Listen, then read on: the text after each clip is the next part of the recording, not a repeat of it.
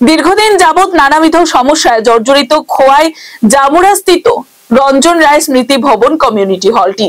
বাম আমলে তৈরি হওয়া এই রঞ্জন রায় স্মৃতি ভবনটি নতুনভাবে সংস্কারের অভাবে ধুঁকছে। রয়েছে বিদ্যুতের সমস্যা, পাশাপাশি হলের ভেতরে জল ছুঁয়ে পড়ে বৃষ্টির দিনে। পাশাপাশি সবচাইতে বড় সমস্যা হলো এই ভবনটির শৌচালয়টি।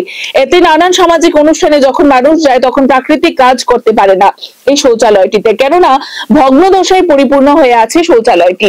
জঙ্গলে জরাজীর্ণ হয়ে আছে পুরো শৌচালয়টি এবং পুরো বিষয়টি কয়েকবার জামুরা পঞ্চায়েতের নজরে নেওয়া হলেও কাজের কাজ কিছুই হচ্ছে না বলে অভিযোগ এলাকাবাসীর, যাতে ক্ষোভ রয়েছে এলাকাবাসীর। পাশাপাশি এরই সাথে থাকা যাত্রী বিশ্রামাগারটিও ভগ্ন দশায় পরিণত হয়ে আছে। জামুরা রঞ্জনা স্মৃতি কমিটি হলটা এটা কাজের উপযুক্ত না এবং পেচ্ছাপ একটা খানা মানে পেচ্ছাপ শৌচালয়টা এটা মানে ব্যবহারের যোগ্য না 2 বছর চলে। কমিটি হলের জল পড়ে, এরপরে তোমার ছাদ আসবে, ছাদ ভাঙ্গা গেছে, ভিতরে পায়ে পরিষ্কার থাকে না, নোংরা থাকে, দাদা ভাঙ্গা।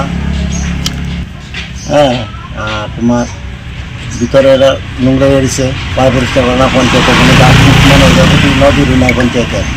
জানাইলে হলে কাজ করে না, জানানো পরে কাজ করে না, কী করা যায়। এখন আপনারা কি চাইতেছেন? আমরা তো যদি সুন্দরভাবে স্বাভাবিকভাবে সুন্দরভাবে পায়ে পরিষ্কার যাতে হওয়া।